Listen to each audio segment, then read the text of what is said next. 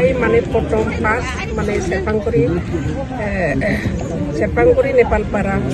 बिसिडिसिनि आन्दाराव एबार बोसोरनिफ्राय फार्स्ट माने मोसौ बाजार खुलिनानै होफैबाय बहुत माने गोजोननाय मोनबाय माने आगोलहाय गैयामोन बाजारा ओमफ्राय एबारहाय फार्स्ट जाजेनबाय आरो टेन्डाराथ' जानानै थांदों 18 जुनावहाय दा जोङो माने दिनैनिफ्राय माने जों अपेनिं खालामनानै होबाय आरो जोंनि बे दतमा ब्लकआव खयथासिम मोसौ बाजार खुलिनाय जागोन मोनथाम दङ जोंनि आन्दाराव दतमा ब्लकनि आन्दाराव रामपला जाहैबाय रामपल केटल मार्केट बेयो आगोलनिफ्राय फुरानानिफ्राय दंबाय थाखायोमोन बनरगावआवहाय एबार गोदान जाबाय बेबो 50,000 बेबो ब्लक लेभेलाव जादों आरो नैबे जाहैबाय नेपालपारा आरो रामपला बिटिसि माबायावहाय टेन्डार जादों आरो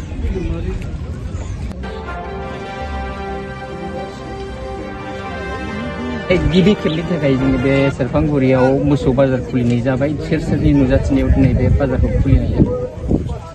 धन्यबाद नोंथांमोननिसिम जोंनि नेपालपारा सेरफांगुरि गौहाटनिफ्राय दा आङो खोब गोजोननाय मोन्दों मानो होननानै बुङोब्ला बै जोंनि माबा लकडाउननिफ्रायनो जोंनि बाजारा जोबनानै थांदों ओरै नर्दार्न पार्टआव रामपुर बिलोआवल' दंमोन फुराना बाजार बेबो जोबनानै थांदों दा गोबांथार रायजो राजाफ्रा बिनि सायाव भुक्तभोगि जानानै थानांदों दा जों रायजो राजानि साननायखौ गिबिनिफ्रायनो जोङो सानबाय थाबोदोंमोन बाजारखौ बोखांफिननांगौ गौहाटखौ जों खुलिफिननांगौ बेबायदि सिन्था धारणाजों जोङो ज' सावरायलायनायनि गेजेरजों दिनैहाय जोङो मोगथाङाव नुजाहोनो हाबाय आरो जों बेखौ थांनानै थानो थाखाय रायजो राजानि गेजेराव जोङो हाबै बुंनानै बे बाजारखौ जोङो फोथांनायाव कमिटिया स्ट्रं आरो जोङो लोगोसे बिभिन्न जायगानि बेफारिफोरखौ लेंहरनानै जोङो नैबे जायगायाव नुजानानै फाननाय बायनाय खालामनो थाखाय जोङो बिथांमोनखौबो जों खावलायगोन आरो प्रशासननि बेलायावबो जोङो बिथांमोनजोंबो जगाजग खालामनानै जे जोङो बिटिसिनि आन्दाराव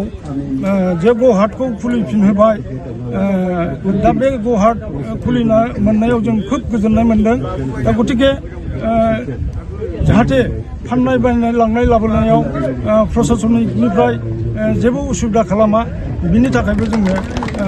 प्रत्येक थाना थांनानै जोंनि गोदान हाथाइ खुलिनायखौ जोङो बिथांमोननो इनफरमेसनखौ जों बिजोबगोन जाहाथे जोंनि फाननाय बायनाय आरो लांनाय लाबोनायाव जेबो उसुबिदा जाया नोंथांमोननि बे मोसौ बाजार खुलिनायनि मेइन उद्देश्य थांखिया बिनि मेइन थांखिया जाहैबाय दिनैहाय गामियाव रायजो जानाय मानसिफ्रा दाउ अमा मोसौ मोसाजों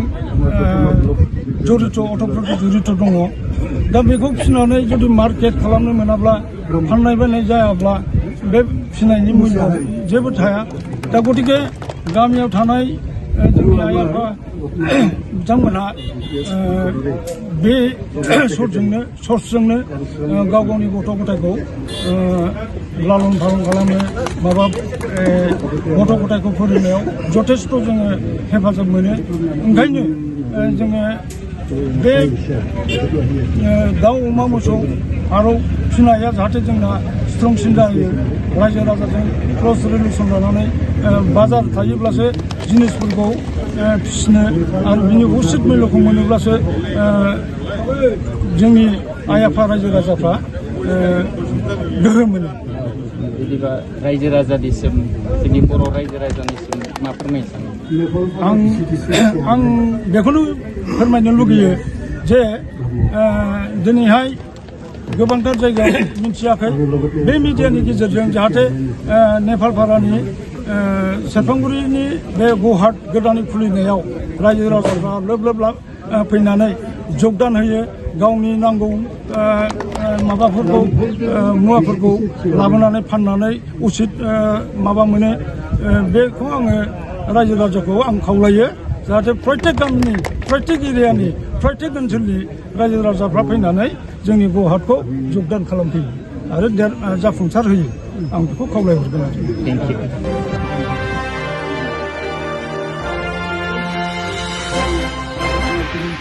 बाजारा माबायदि सोलोंदो बाजाराथ' गोदान हिसाबै मोसौआबो बुरजा गाखोखादों नोंथाङा मा बुंनो सानो जोंनि दैदेनगिरिफोरखौ आंथ' साबायखर मोनबाय जेरै मोसौ बाजार सेरफांगुरि नेपालपारा एलेकायाव खुलिनानै गोजोन मोनबाय आङो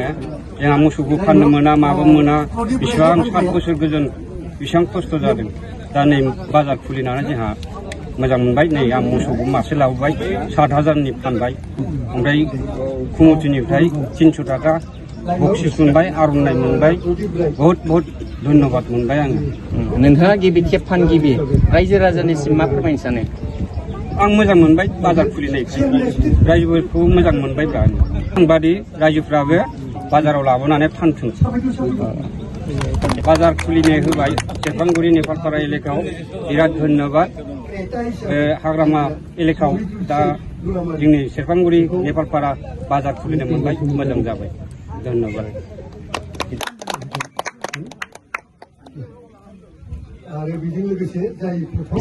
ভাল লাগছে বহুত ভাল লাগছে তাতে আর আমার হাকামা স্যার তাতে বাজারগুলা আরো ভালো করে চলাবার দেয় তাতে কি করে রাস্তাঘাটে কোনো অসুবিধা যাতে না হয় আর যেন মানুষগুলা গরু বেচা করিবার লাগে সবাই পয়সার দরকার হয় এবার ঠেকা হয় বেচাবার না পায় বহুত অসুবিধা হয় এবার ল'ৰা ছোৱালী পরিবার কারণে পয়সা না পায় গৃহস্থ মানুষ এটা কারণে বহুত অসুবিধা পাইছে এখন বাজার খুলছে বহুত ভালো লাগছে এই সেরফাংগুড়ি বাজার কিরকম হবলাই তুমি বিচাই ভাল বাজার খুলিবার লাগে ভাল হবার লাগে আরো এতে ডেভেলপ হবার লাগে সেরফাংগুড়ি এলাকাটা ভালো হবার লাগে রাইজো রাজার কি পাবো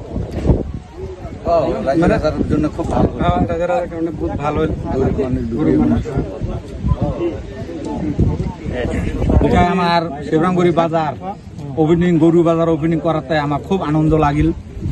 রাজ্য রাজাকে আমি অনুরোধ করব সবাই বাজারের মধ্যে আসিয়া সবাই গরু বেচাবার আসবেন আর পাইকারি গেলেও আমি কয়ে আছে যাই যেখানে থাক